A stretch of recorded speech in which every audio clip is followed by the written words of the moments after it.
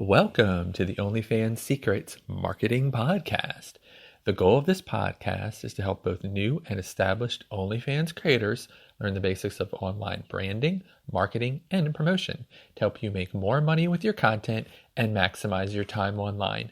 My name is Richard Lewis, and I have over 20 years of internet marketing experience. So let's get started with today's topic. And that topic is create OnlyFans content that gets more likes. Okay, so I've gone over in this podcast before about the importance of engagement with the content you create, both for marketing purposes and for OnlyFans itself. In this episode, I'll discuss techniques to increasing that engagement. Okay, so why am I talking about likes? So likes are universal. We've gone over before in the podcast that they aren't the most important thing, but OnlyFans and all of social media has likes. So when likes improve, many of your shared metrics will improve as well. So I could talk about, getting retweets or someone sharing your content out, through text or through an IM or through Snapchat. But that all isn't universal because all of the different marketing and social channels don't use those. So I'm going to concentrate on likes, but we can make the assumption that when people like your content, they are going to share it more as well. Okay, so, most social platforms likes will not improve your reach. Something like TikTok and Reddit being the exception. So on Reddit, it's actually upvotes, but we're going to just, utilize upvote and like sort of the same way when talking about something like Reddit, because, if you move up a list, you're going to get seen more. So that is kind of the exception there, and TikTok's algorithm definitely prefers likes. If you get any interaction at all, it's more likely to send your video out to more and more people. All right, but when people see something has more likes, they are likely to like it themselves. The herd mentality. So when someone sees, 100 people have liked this, there must be something good about it. So they either check it out or they like it themselves, which causes, the further avalanche of more people ending up liking your content. And then we're also going to go over something called the viral coefficient, which is the total number of new viewers generated by one viewer. So if you have something that's liked and then it's shared, that one person who liked it and shared it, they then share it with a whole bunch of other people, and that just creates, more and more momentum for the content that you have created.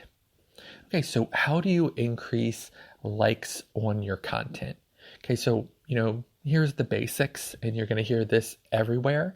You want to write a strong title, for your content. Whatever you are writing, you want it to be strong. As I've gone over before in the podcast about call to action, the importance of your call to action, in your writing.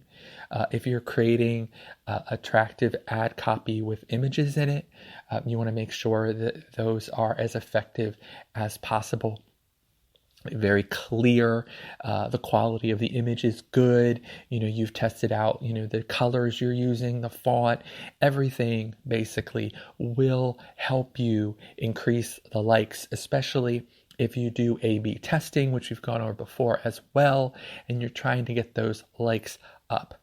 But the main point of this podcast is to talk about driving emotional responses.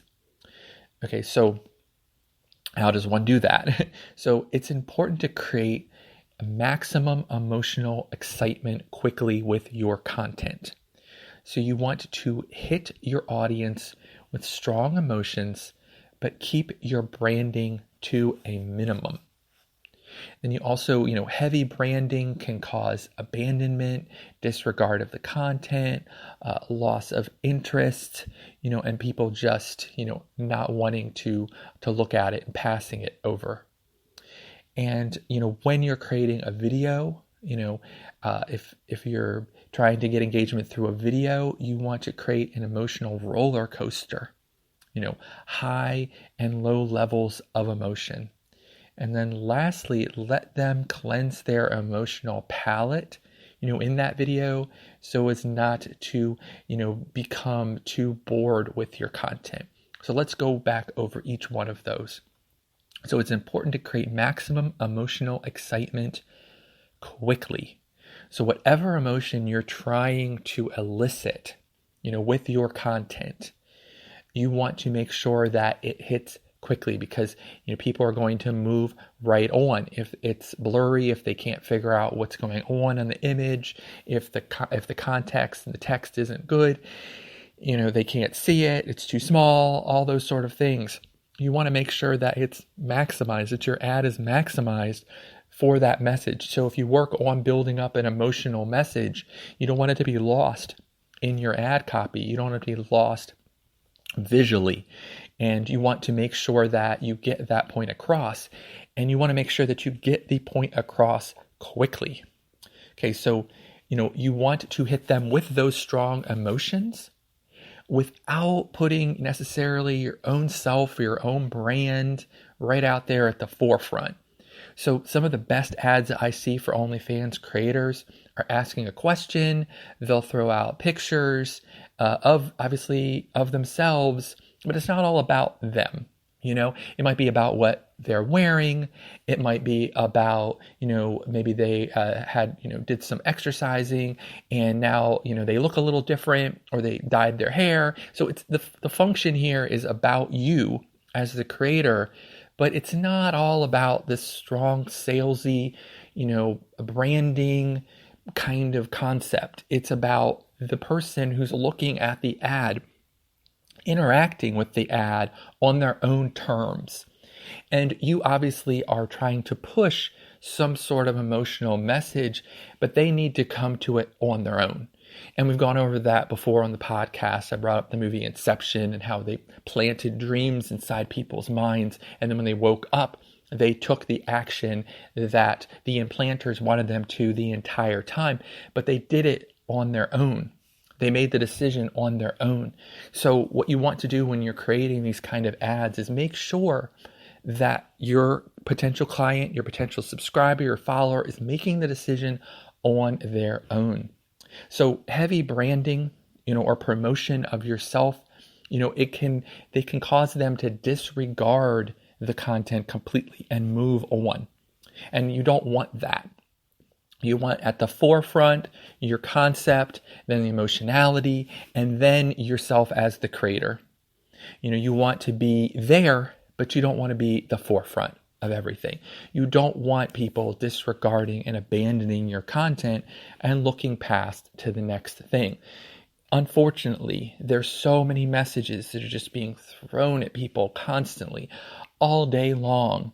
And so people's attention spans are continuing to shorten and shorten and shorten. And so only a few, content ads will get out into, the social sphere, where people are paying a lot of attention to it. And you want it to be one of those.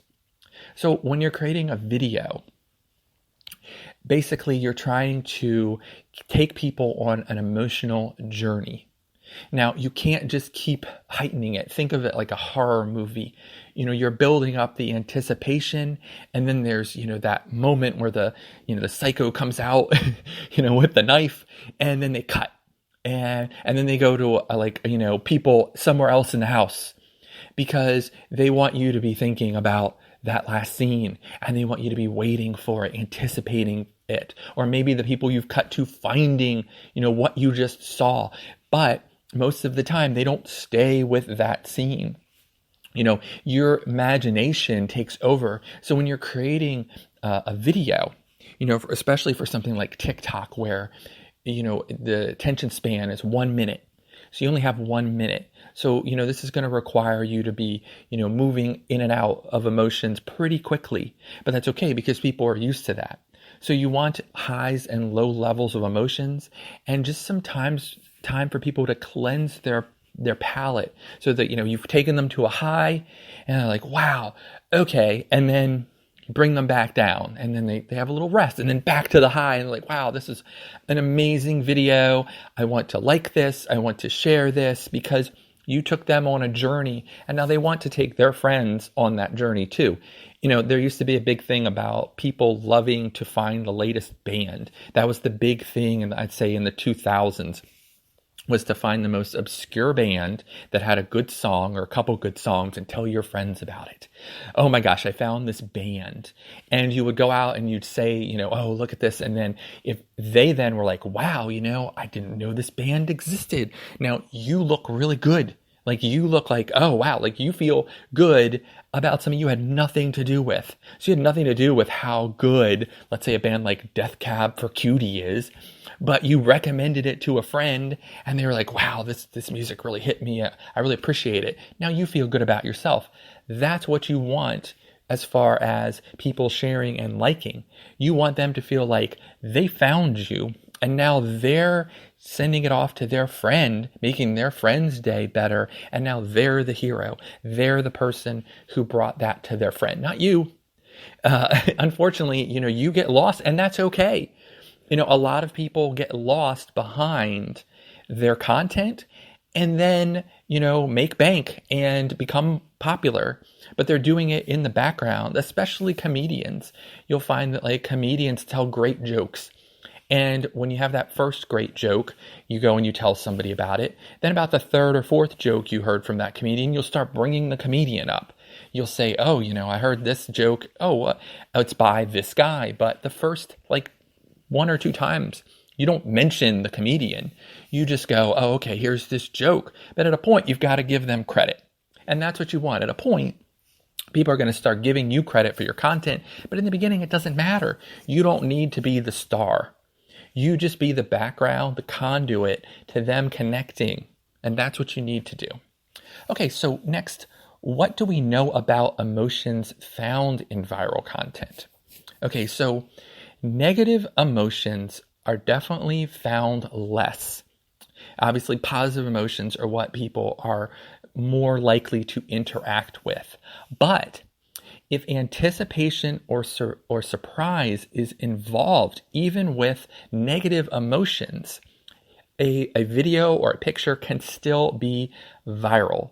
Meaning that if people are, surprised, as I mentioned, like a horror movie, it's like, oh my gosh, like something bad's happening, but you're surprised by it, or you're waiting to see what the next thing that's bad is going to happen. So it makes sense. People are naturally trained, I imagine, from watching a lot of movies and videos already on that system. So they're used to that. And so if something's negative, they're going to, or it's a negative emotion, they're going to wait for that surprise or anticipation. So, most of the time you want to, make it about positive emotions. So surprise and anticipation are top emotions. Others include curiosity, amazement, interest, astonishment, uncertainty. So all of those are top things when people are interacting with viral content, and when they feel these things, these emotions, they want to share that. So again, they want to be the hero who says, I found this interesting thing and it astonished me, so it must astonish other people. I'm sure we've all, had an experience where we enjoyed a video or piece of content and we sent it over to our best friend and they didn't get it, or they didn't get it at the same level we did. And we're like, wow, but we're hoping they did. And we're thinking, well, that's okay. But, we tried, and it's because it connected with us and we wanted to share it. And usually that's from one of those positive emotions. So I'll read those again: curiosity, amazement, interest, astonishment, and uncertainty. Okay, so another thing that is found is the emotion of admiration, was highly found in popular viral content. So people, I guess they have a natural inclination to